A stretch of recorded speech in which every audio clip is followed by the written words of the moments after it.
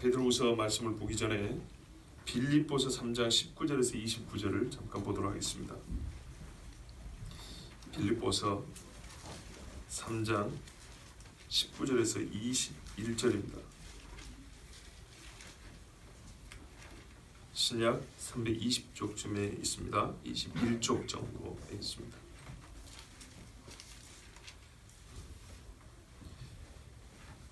자, 여기 보시면 제가 한번 읽어볼게요. 그들의 마침은 멸망이요 그들의 신은 배요 그 영광은 그들의 부끄러움이 있고 땅의 일을 생각하는 자라.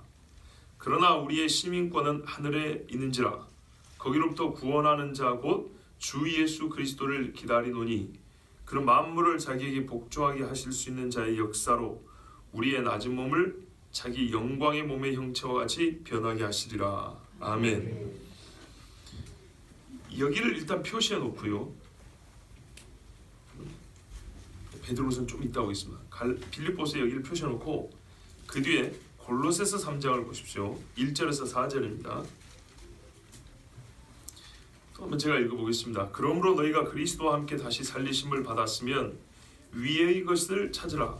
거기는 그리스도께서 하나님 우편에 앉아 계시느니라. 위의 것을 생각하고 땅의 것을 생각하지 말라.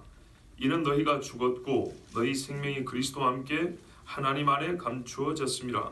우리 생명이신 그리스도께서 나타나실 그때 너희도 그와 함께 영광 중에 나타나리라. 아멘.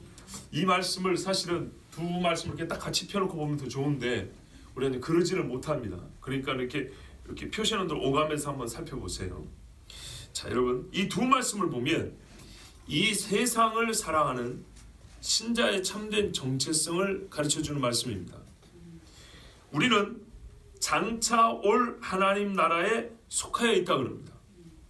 그걸 어떻게 합니까? 우리의 시민권은 하늘에 있는지라 그랬죠. 시민권이 뭔 말입니까?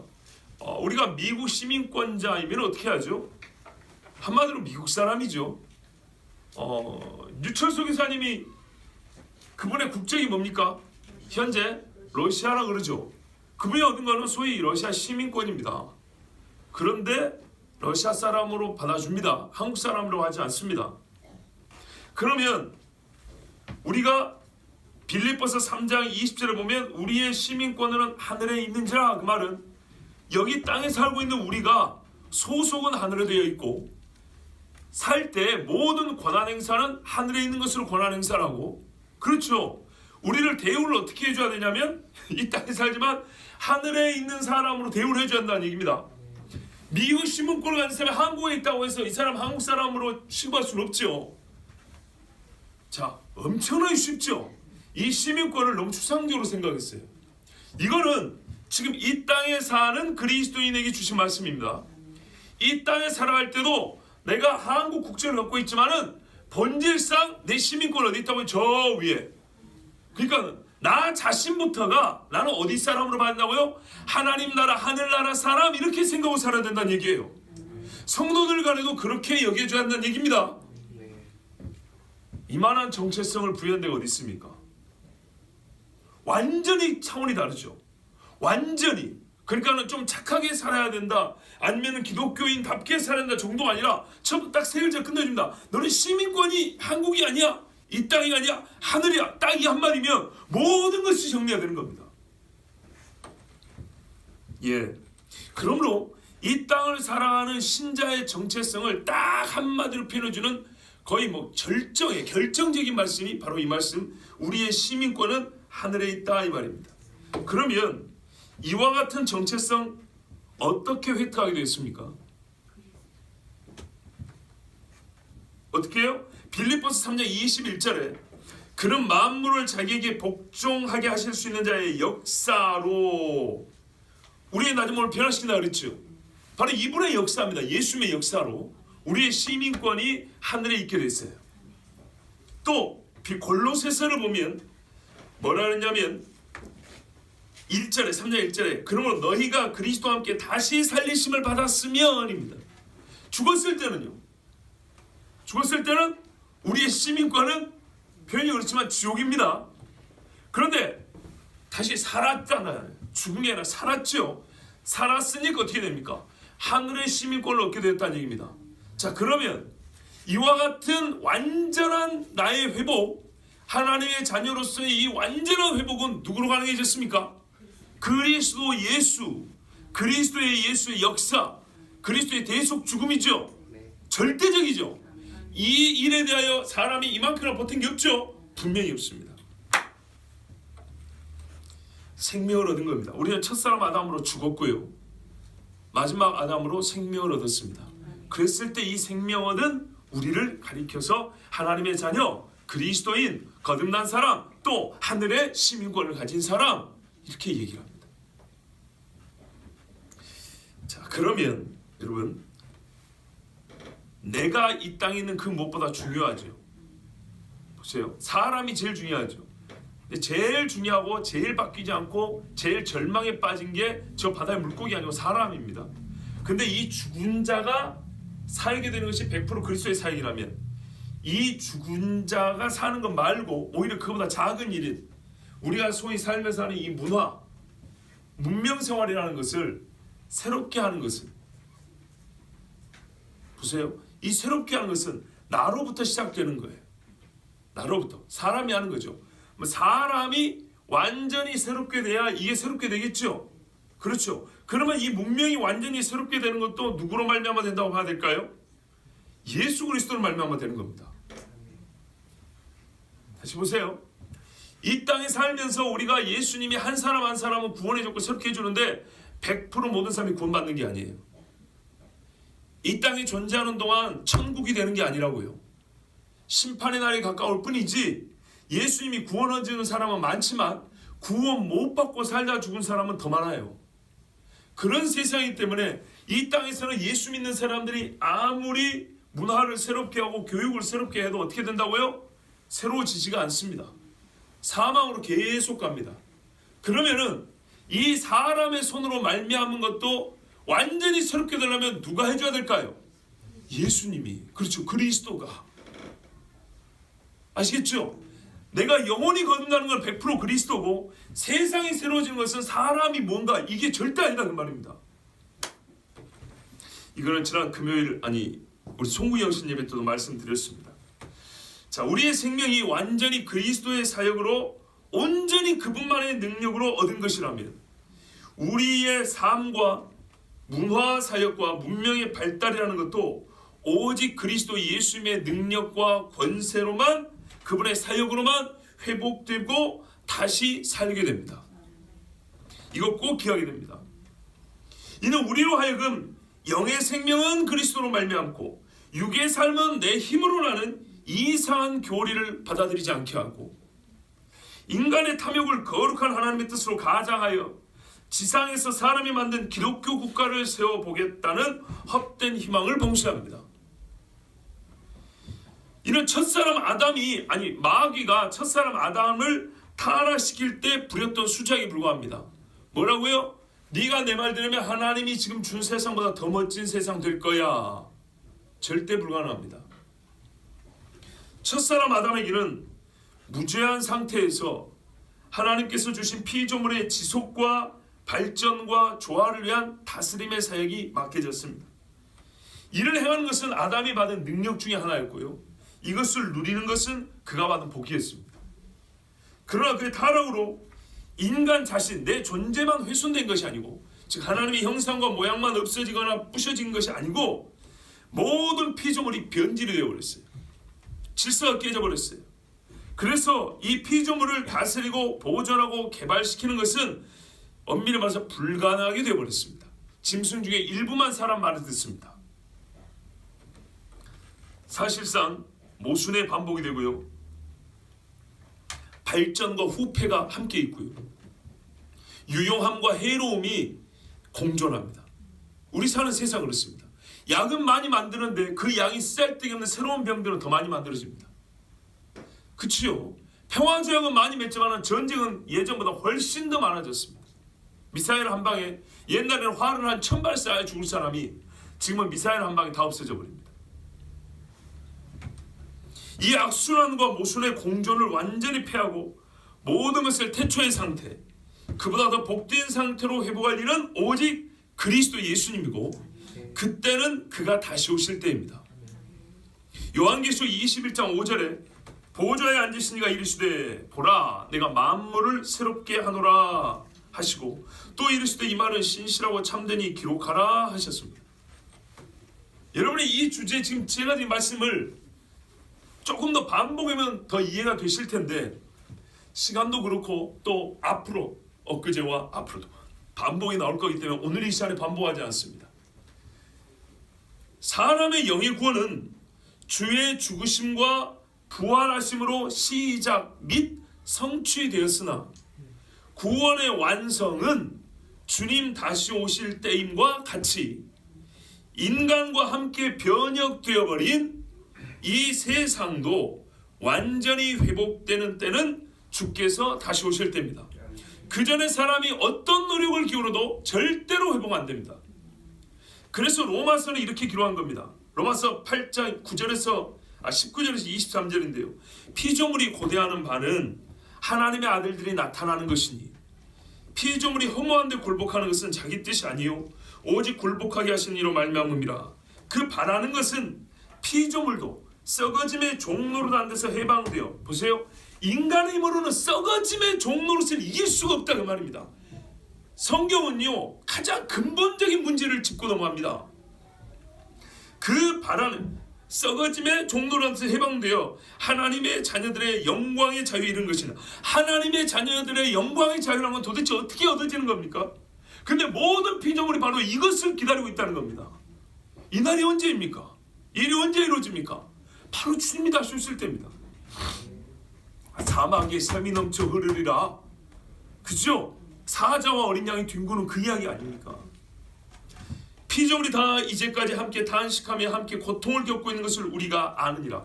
그리스도인이요 예수 믿게 되면 이게 보여요. 이제 피조물이 어떤 상태인가 보인다고요. 창세기 1장과 2장을 보면 지금 세상이 어떤 상태인지를 해석할 수 있는 눈이 생겨요. 창세기가 없으면 우리 사는 실제를 정확하게 볼 수가 없습니다. 바르게 이해할 수가 없습니다. 그뿐 아니라 또한 우리 곧 성령의 처음 익은 열매를 받은 우리까지도 속으로 탄식하여 양자 될 것. 이미 양자 된 거 아닌가요? 되었으나 또 될 것입니다. 될 것 곧 우리 몸의 속량을 기다리느냐. 주께서 말하셨어요. 그때가 되면 뭐라 그랬어요? 누가복음에 너희 속량이 가까웠느니라. 이거 종말 설교하면서 예수님이 마지막에 주신 말씀이에요. 이 말씀은 너희뿐만 아니라 모든 사람이 준 말이요. 그랬어요. 자, 똑같은 속량입니다. 그러면 우리가 이미 양자 되었으나 또 양자 될 것 곧 이거 뜻이 뭐냐 했더니 속량 그랬습니다. 구원의 완성. 그것을 우리도 기다린다 그랬는데 그날을 피조물도 기다린답니다. 왜? 그날에 우리 죄악된 인간들이 완전히 하나님의 아들의 영광의 자유에 이르기 때문에. 영광의 자유입니다.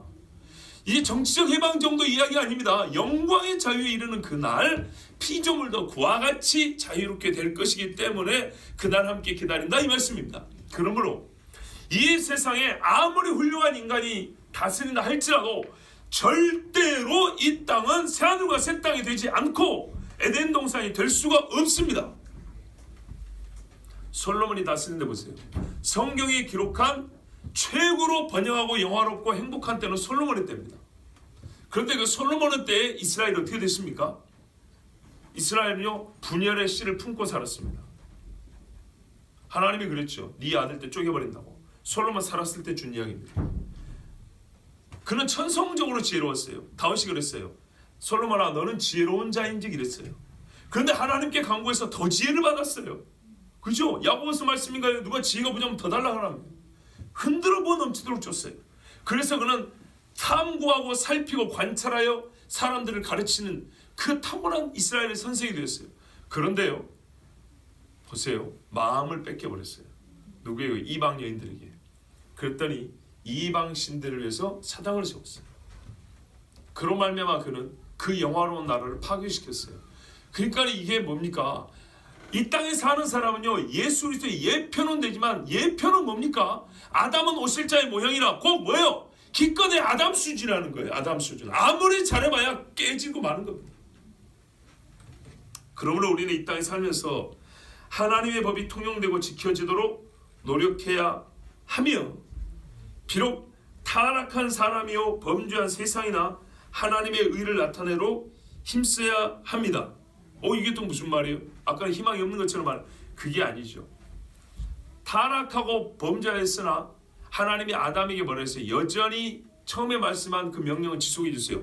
땅을 경작하는 건 그대로 있어요. 여인이 해산하는 건 그대로 갑니다. 근데 어떻게 해요? 고통이 더해집니다. 무질서가 더해집니다. 거기에 사망이 더해집니다. 그러나 본래 사명을 아예 다 걷어가지는 않았어요. 다 걷어갔으면 여인에게서 메시아가 올 수도 없습니다. 하나님은 다 거두진 않았어요. 그래서 우리는 이 땅을 사는 동안에 하나님의 의가 나타나. 그래서 뭐래요? 너희가 이 땅에 뭐라 그래요? 할 일이 1차적으로 뭐냐면 먹을 것과 마실 것인데 1차의 순서를 바꾸라잖아요. 하는 일이 있긴 있는데 어떻게 해요? 주의 나라와 주의 의를 구하라 그랬어요. 이 땅에서 그렇게 살랍니다. 자, 이 타락한 세상에 범죄한 인간이 그렇게 사랍니다. 그러니까 제가 이 말씀이에요. 자, 우리가 그날을 바라보기 때문에 우리는 어떻게 해야 되냐? 더욱 어떻게 해요? 시민권은 하늘에 있는데, 그렇죠? 온전함은 주님 다시 오실 때예요. 그러니까 우리가 온전함을 이루고자 하는 건 아니지만은 거기 시민권자로서 이 땅을 살기 때문에 어떻게 해요? 그곳에 시민의식을 갖고 있어 살아야 된다 그 말입니다. 쉽게 말하면. 이해되시죠? 우리가요 옛날과 달리 대한민국 국가의 위상이 높아지니까 그러더라고요. 어디 가서 여권 넣을 때 여권 색깔 다르잖아요. 코리아 여권 하면 때로 으쓱해질 때가 있어요. 그러면 거기 가서 어떻게 해요? 우리끼리도 야 한국 사람이 품위가 있지 좀 이제 좀 그러지 마 그런다고요. 우리도 그런 말 해요. 하늘의 시민권을 가지고 이 땅을 사는 하늘의 시민의식을 가지고 이 땅을 살기 때문에 우리는 어떻게 한다고요? 하나님의 나라와 하나님의 의를 구한다 이 말입니다. 그러나 어떻게 결론은 이 땅에서 진짜 이 별 볼일 없는 땅에서 뭘 다 해보자는 게 아니고 그 나라를 바라보기 때문에 우리는 여기서 아무래도 안 돼요. 그러나 그 한계 아니지만은 하나님 나라의 질서를 가지고 이 땅을 살아가는 거예요. 자, 근데 이 모든 일을 함에 있어서 결론을 반드시 알고 있어야 된다는 것. 절대로 우리는 여기서 천국을 만들 수는 없다. 사람이 만드는 건 절대 아니라는 겁니다. 만약에 이 한계를 이제 벗어나버리면 사람이 스스로 신이 되겠다 하는 겁니다. 이 세상에서 인간이 행한 아무리 그럴싸한 일도 멋지고 의로운 일도 다 끝날에 사라진다는 사실. 그리스도께서 나를 그분의 사역으로 온전하게 하신 것 같이 우리가 지금 그 나라의 시민으로서 살아가긴 하지만 이 피조물을 모든 것을 온전하게 하는 분도 바로 그분이라는 것. 그것을 알고 살아야 됩니다. 그러면 우리가 이 땅에 살면서 어차피 없어질 것이지만 시민의식, 하늘의 시민의식을 갖고 살아야 될 이유는 뭘까요? 여전히 하나님의 나라가 있는 것을 모르는 인간들이 있기 때문입니다. 또한 유한하지만은 하나님께서는 이를 통하여 영광을 받으시기 때문입니다. 맞지요? 그래서 그렇게 살아갑니다. 자, 그러면 오늘 이 시간에는 이와 같은 전제 또는 예비 지식을 쌓고요. 오늘 말씀을 보면 오늘 말씀의 초점 뭐냐면요. 주제는 한 가지입니다. 그날에 다 사라지고 그날에 다 완성된다는 겁니다. 자, 베드로후서 보십시오.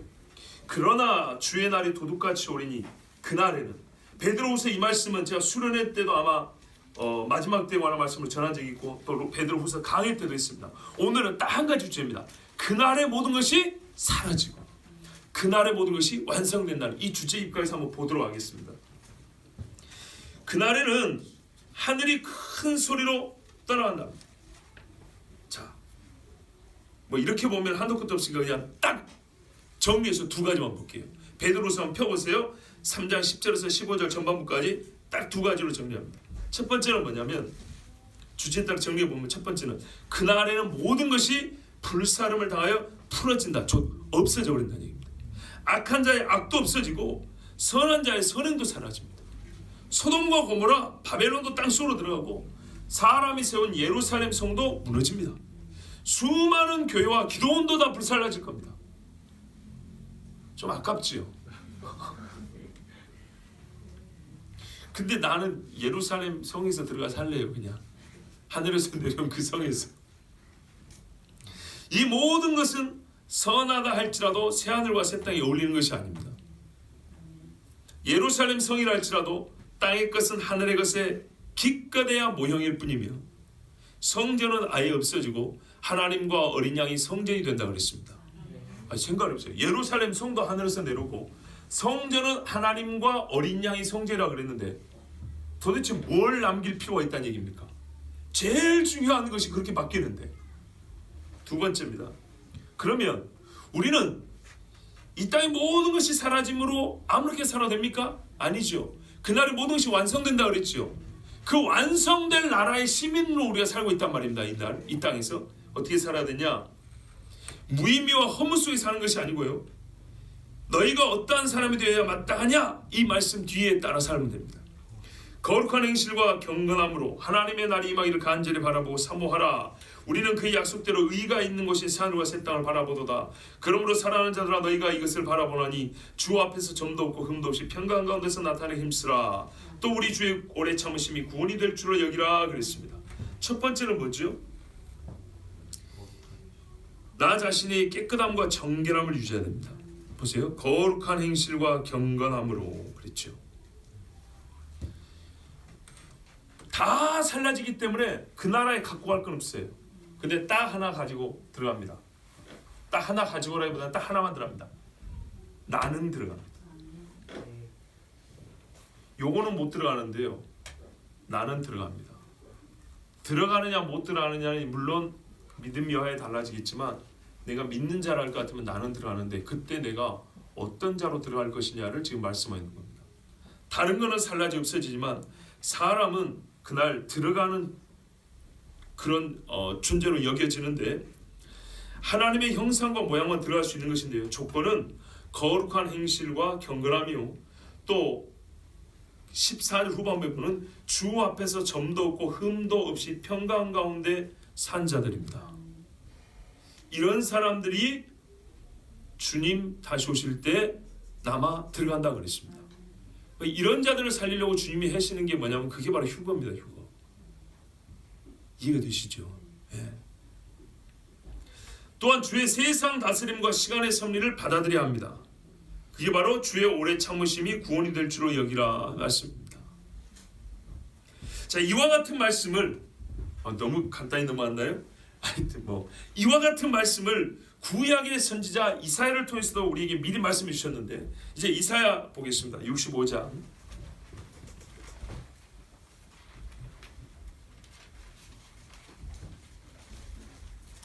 이사야 65장 4절에서 6절입니다.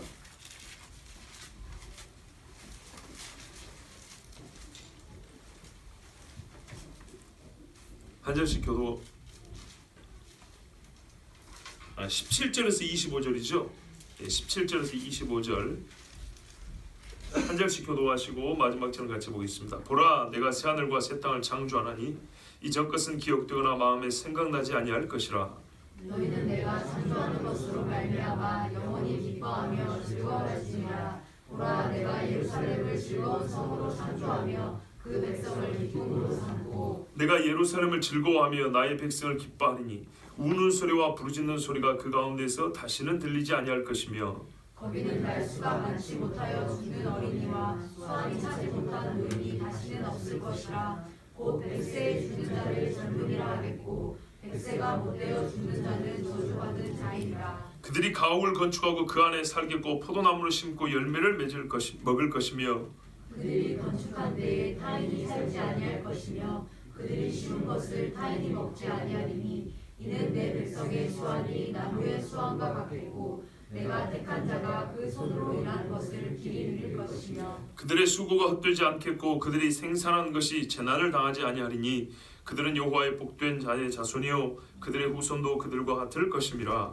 그들이 부르기 전에 내가 응답하겠고 그들이 말을 마치기 전에 내가 들을 것이며 이리와 어린 양이 함께 먹을 것이며 사자가 소처럼 짚을 먹을 것이며 뱀은 흙을 양식으로 삼을 것이니 나의 성산에서는 해함도 없겠고 상함도 없으리라. 여호와께서 말씀하시니라. 아멘. 이 말씀은 전통적으로 신자들에 의해서 천년왕국 때의 모습이라고 그렇게 읽혀지는 말씀입니다. 새하늘과 새 땅이라고 그랬지만요, 그 최종적인 새하늘과 새 땅이 아니고 천년왕국도 새하늘과 새 땅이라고 할 수 있습니다. 왜냐하면 지금하고는 완전 다르거든요. 우리 예수님이 직접 다스리는 천년입니다. 그리고 그마저도 없어지고 새 예루살렘에 내려올 때가 이제 진짜 또 새하늘과 새 땅입니다. 근데 두 가지다. 지금으로 볼 때는 새롭기 때문에 새하늘과 새 땅 이렇게 부릅니다. 자, 그런데 여러분 천연왕국만 하더라도 얼마나 다른가 보세요. 일단 17절을 보면 이전 것은 기억되거나 마음에 생각나지 아니할 것이다 그랬어요. 이 가장 중요한 사실입니다. 하나님께서 새로 만든 하늘과 땅에 이전 것은 없습니다. 생각도 나지 않을 겁니다. 왜 생각도 안 날까요? 지금 게 너무 좋으니까 그럴 수밖에 없는 거예요. 예전 것을 생각할 만한 이유가 없습니다. 또 가장 큰 차이점은 뭐냐면 예루살렘과 그 성에 거하는 백성들에 대하여 하나님께서 일으킨 완전한 변화입니다. 자, 그 백성들 삶을 보세요. 첫 번째, 우는 소리와 부르짖는 소리가 없다 에서부터 20절 끝까지 보세요. 자, 우는 거 없고 부르짖는 소리 없고 날수가 많지 못하여 죽는 어린아이가 없다. 그래서 이게 천년왕국이라는 겁니다. 완전한 새하늘과 새 땅에서는 죽음이란 말 자체가 나올 필요가 없죠. 여기서는 어떻게 해요? 어린이가 죽지 아니하고요, 수완이 차지 못한 노인이 없고, 백세에 죽은 자는 젊은이라 빨리 죽은 셈이고, 백세가 못 뛰어 죽은 자는 저주받은 자다 이렇게 여겨질 정도라 이렇게 말씀합니다. 죽기는 죽어요. 그러니까 첫 번째로 차이가 뭡니까? 죄로 말미암은 고통이 완전히 감합니다. 그렇죠. 죄로 말미암은 사망 자체가 없어지지 않습니다. 천년왕국 때는. 그래서 맨 마지막에 다시 전쟁이 일어나고 천년이 다 차면 마귀새끼가 잠깐 풀려나서 전쟁이 있고 하나님이 그들을 완전히 쓸어버린다 이런 말씀하시죠. 그렇습니다. 두 번째는 뭐가 없냐? 21절부터 23절인데요. 가옥을 건축하고 포도나무 심고 열매를 먹고 평안히 산답니다. 타인이 그 집에 들어오지 못하고 내가 심은 건 타인이 먹지도 않아요. 그 수완도 오래 가고요. 손으로 일한 걸 다 누린답니다. 수고 헛되지 않는다 그랬어요. 생산한 것에 재난이 없다 그랬어요.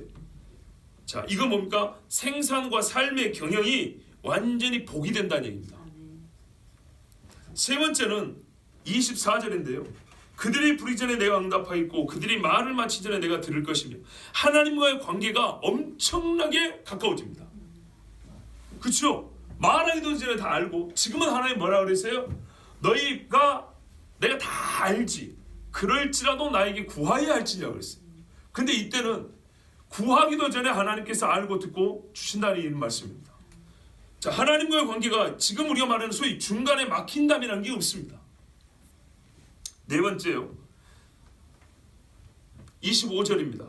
이리와 어린 양이 함께 먹을 것이며 사자가 소처럼 짚을 먹을 것이며 뱀은 흙을 양식으로 삼을 것이니 나의 성산에 해함도 없겠고 상함도 없으리라.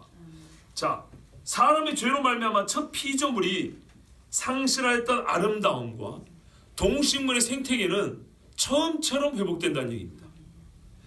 해가 없고 상함이라는 것을 찾아볼 수가 없습니다. 한마디로 딱 정리하면 악이 없다 이 말입니다.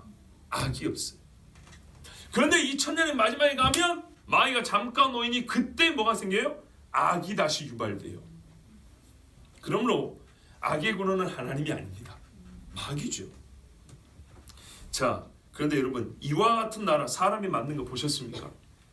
사자가 소처럼 짚을 먹고 어린 양하고 사자 같이 뒹굴고 말이죠. 그런 거 못 보셨죠? 가을 독사가 앞에 먹잇감이 있는데도 그 앞에서 안 먹고 독을 뿜지 아니하고 뭐 그런 거 보셨습니까? 못 봤죠.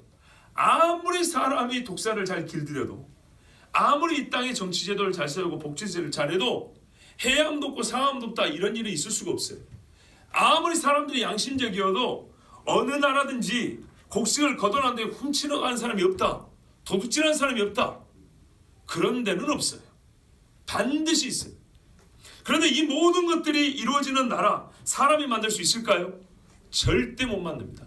이것은 오직 우리 주 예수께서 오실 때, 그가 100% 통치할 때에만 가능한 나라입니다.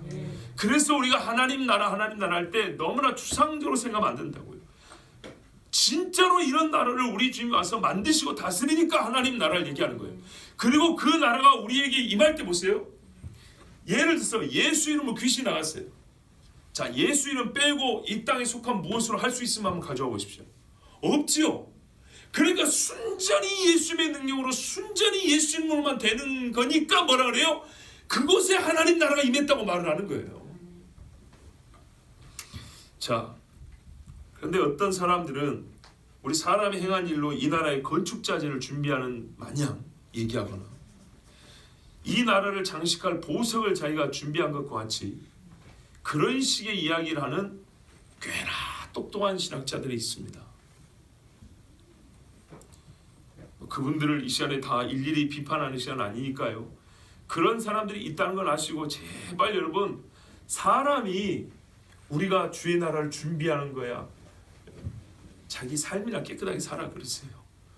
우리가 이 땅에서 이렇게 개혁을 하고 이렇게 바꾸면 물론 필요합니다. 필요하지만 그것이 세상이 완전히 바뀌는 것은 아니에요. 절대로. 오해를 하면 안 되는 대로 보세요. 전도하지 말라는 얘기가 아니에요. 그런 뜻이 아니에요. 조금 약간 옆에 다른 차원에서 보자고. 다니엘이 바벨론을 뒤엎었습니까? 다니엘이 혹은 그 친구들이 바벨론을 유대인 나라 만들려고 그렇게 했습니까? 아닙니다. 있는 그대로 말하면 다니엘은 그와 그의 친구들은 바벨론 이 세워질 때 가지고 있던 정치 이데올로기라든지 또는 그 나라가 세워짐을 갖고 있는 국가 이념 그것을 바꾸려고 한 적이 없습니다. 모든 것이 잘못됐음에도 그냥 묵묵히 있으라는 뜻은 절대 아닙니다. 그러나 일단 보세요. 요셉이 애굽을 없애려고 했습니까? 애굽이 이스라엘 사람들 종살이 시키니까 물론 그때는 아니죠. 그걸 내다보는 입장에서 차라리 나중에 그런 일이 있을 거면 지금 내가 힘 있을 때 애굽을 그냥 없애버리면 되겠네. 요셉만큼 똑똑한 사람 없잖아요. 요셉이 계략을 꾸미면 뭐가 되는 것 같은데 전수님, 홍준사님 그지? 뭐가 되는 것 같은데 100년 지나면 애굽이 쫄딱 망하는 그런 100년지 대기를 세워놓고 줄 수도 있는 거거든요. 요셉이 총리 되고 말입니다. 80년을 살았어요. 80년.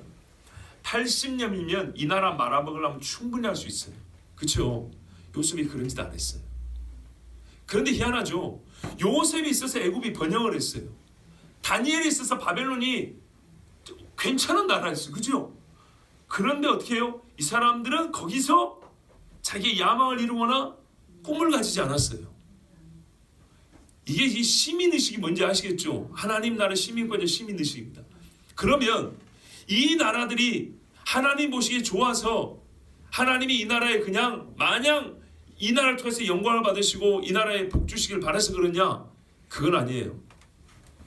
여러분, 제가 두 가지 말씀을 언급해 드릴게요. 시간 되시면 한번 찾아보세요. 예레미야 29장에 보면 뭐라고 되냐면 예레미야가 편지를 써서 바벨론에 보냅니다. 뭐라고 하냐면 너희는 거기서 결혼하고 자식 낳고 집 짓고 일하고 잘 살아 이렇게 말합니다. 그리고 바벨론을 위해서 기도해. 바벨론이 잘 돼야 너희도 평안히 잘 사는 거야. 알겠지? 이렇게 말합니다. 이건요 유대인들 입장에서 얼마나 기가 막히고 코가 막힐 이야기냐면 나라를 멸망시킨 바벨론을 위해서 축복 기도를 하는 얘기입니다. 그리고 거기서 잘 먹고 잘 사는 얘기입니다. 유대인의 신앙관으로도 맞지 않고 똑바로 믿지도 않아놓고 꼭 그때는 엄청 화를 냅니다. 신앙관에도 맞지 아니하고 자기들이 겪은 경험과도 너무 안 어울리는 거예요. 우리가 일제 식민지 시대에 딱 겪었는데 끌려가죠. 저기 만주에 끌려갔단 말이죠. 근데 끌려서 한 2년 정도 있었는데 본부에서 편지가 왔어요. 선지자라는 인간한테. 여기서 잘 먹고 잘 살아요. 너희를 다스리는 일본 사람들, 이 칼국구댕이 사람들에서 기도하고 그들에게 잘 순종하래요. 애기들 낳고 번성하고 잘 살아요. 이게 될 이야기입니까? 그러니까 바벨론에 거짓 선지자들이 일어났어요. 끌려간 인간들 중에 거짓 선지자들이 뭐라 그랬냐면 걱정하지 마. 2년 있으면 돌아가 이랬어요.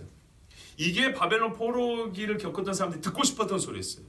근데 예레미야가 해준 이야기는 너무 말이 안 되는 이야기였어요. 말이 안 되는 이야기. 그래서 뭐라 그랬다고요? 본국에 다시 말했다고 그랬죠. 예레미야 이놈 좀 잡아 죽여버리라고.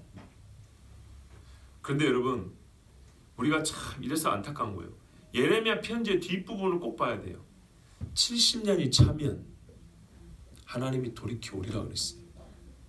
70년이 찰 때까지 너희는 살아남아야 하고 70년이 차이까지 돌아와서 하나님 나라를 다시 세울 준비를 해야 되고, 즉 이 땅에 이스라엘을 다시 세울 준비를 해야 되기 때문에 하나님이 너희를 복되게, 그러니까 죄로 말미암아 심판하지만 너희를 복되게 하려고 그 어간에 뭐하라고? 바벨론에 기도하라 그 말했어요.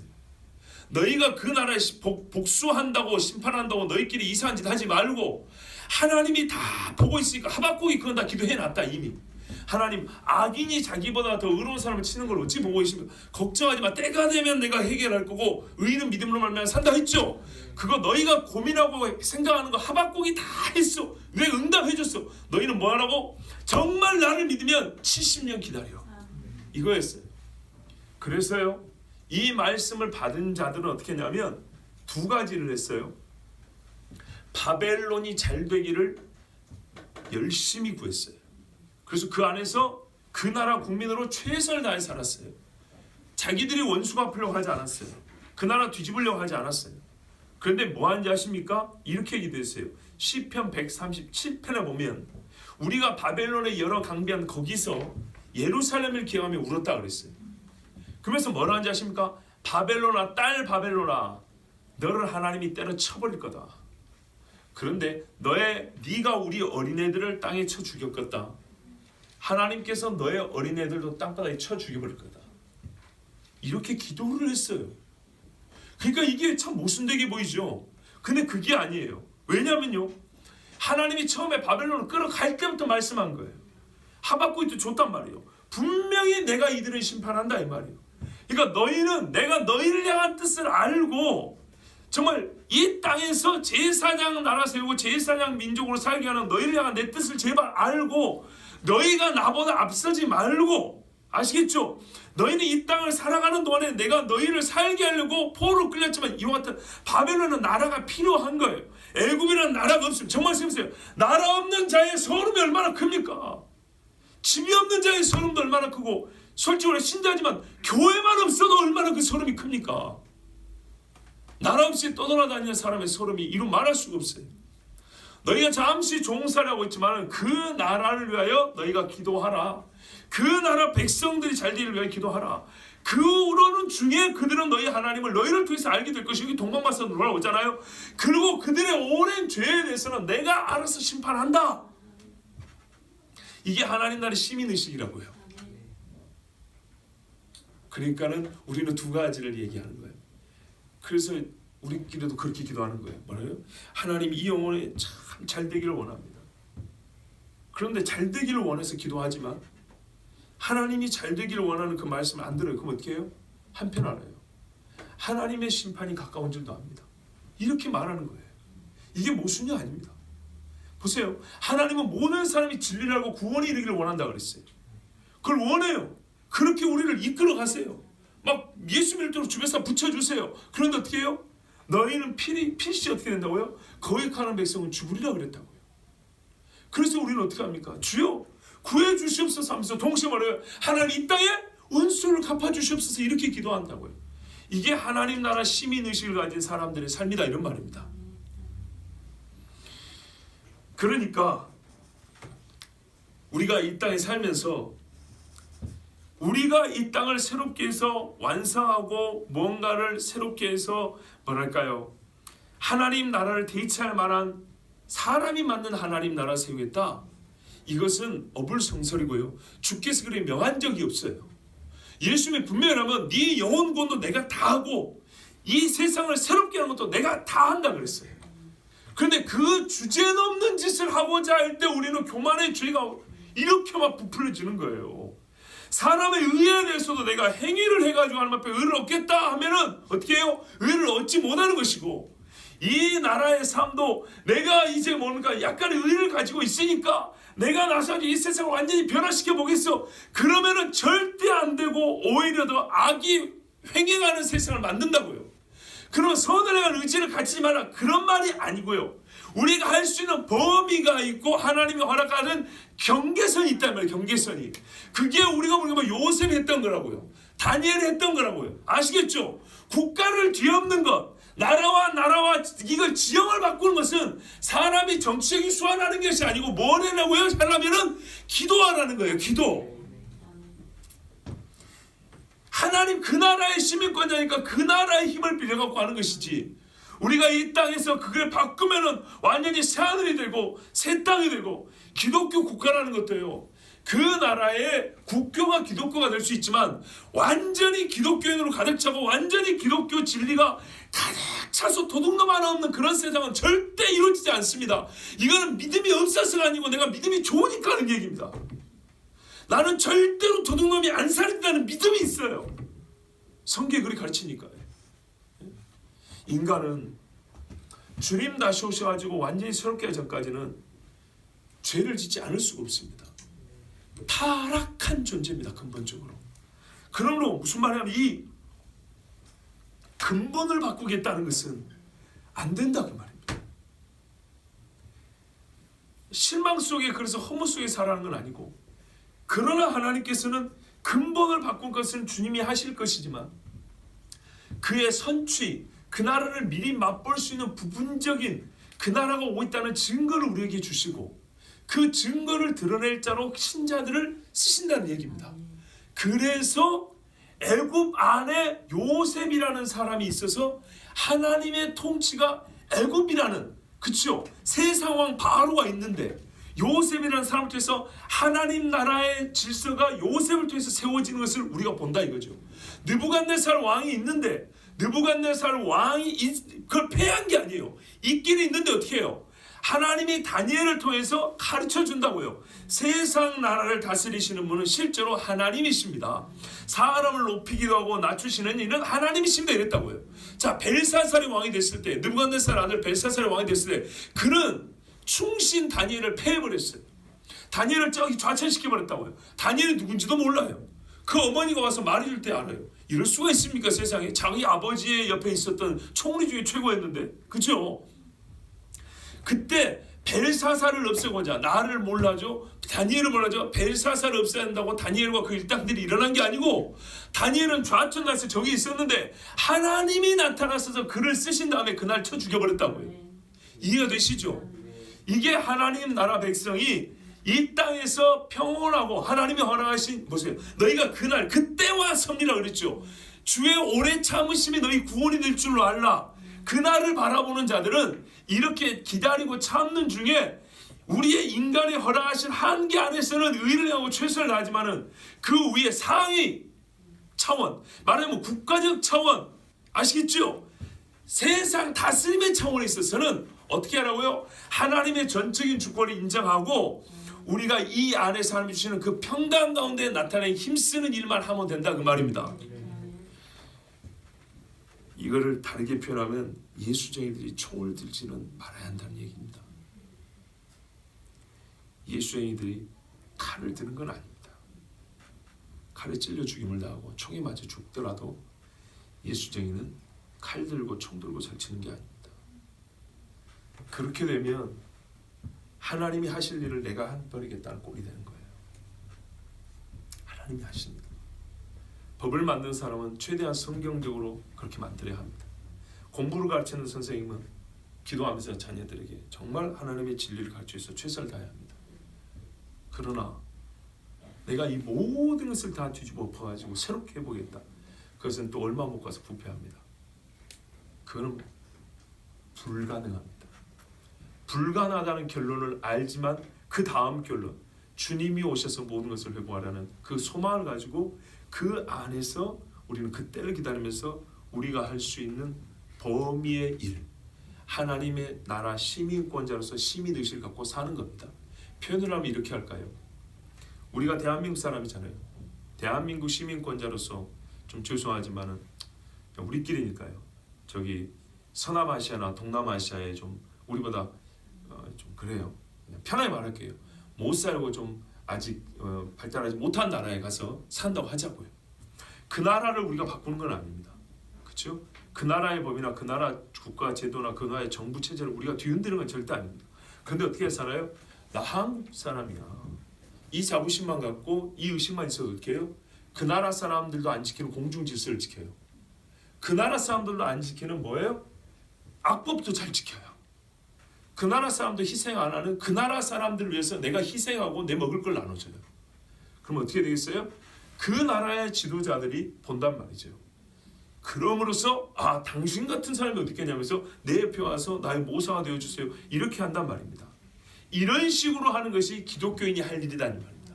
요셉처럼 다니엘처럼. 그러면 고작 우리는 이거밖에 못합니까? 그게 아니랄 거예요. 그것이 하나님이 우리의 길을 통하여 받으시는 영광이라고요. 그 이상의 것은 우리가 주제넘는 짓이고 하나님께서 하실 일이라는 걸 주님이 분명히 말합니다.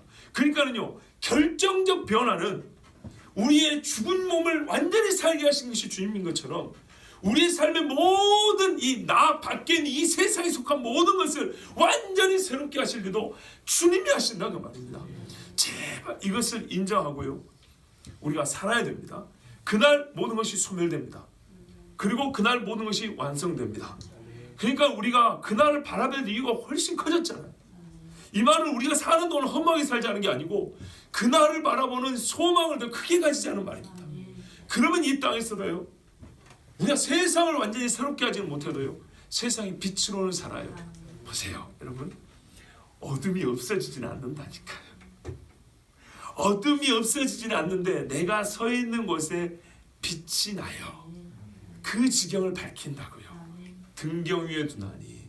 성경의 묘사가 이래요. 너희는 세상의 빛인데 사람이 불을 켜서 말 안에, 저번에 되말 들으셨죠? 말 밑에 넣는 것이 아니고 이 벽에 이렇게 등잔대 위에 두고 그러면 또 산 위에다 두고 이렇게 하면 그 지경이 비치는 거죠. 온 세상이 다 밝아지는 게 아니에요. 온 세상의 구주요, 세상의 빛은, 진짜 세상을 다 밝히는 빛은 예수님입니다. 그러나 우리가 세상에 있는 동안에 빛으로 사니까 우리는 세상이 비치긴 하지만 세상 전체를 밝히는 빛은 예수님이고 우리는 우리가 있는 지경, 그 마을, 그 동네를 비출 뿐입니다. 여러분, 참 이게 말로 설명하기가 좀 어렵습니다.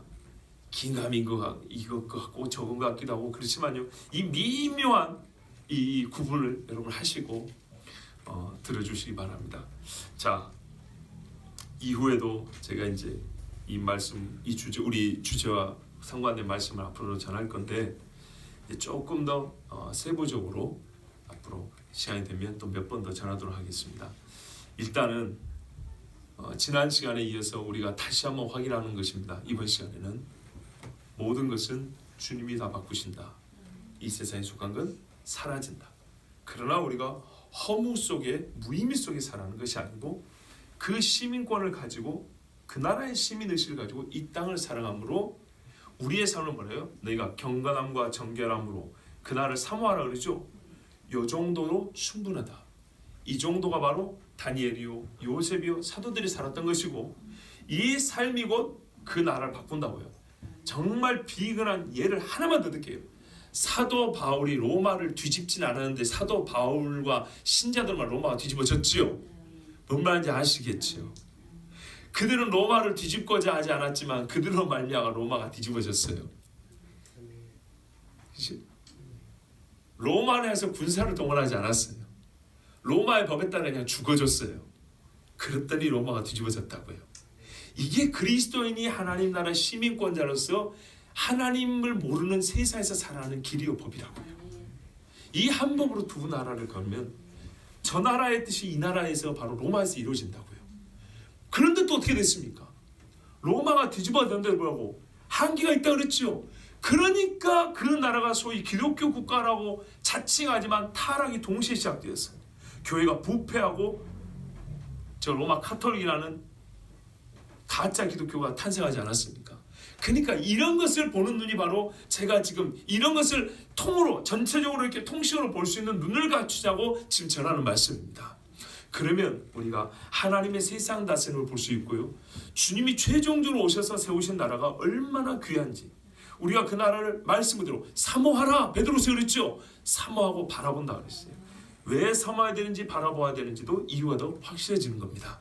자, 주님 오실 때 새하늘과 새 땅이 주어질 것이고 그때 우리의 썩을 몸도 썩지 않은 몸으로 바뀌고 이 세상의 피조물이 허무한 데 굴복했던 것도 다 바뀌어서 하나님의 영광의 자유에 이룰 줄로 믿습니다.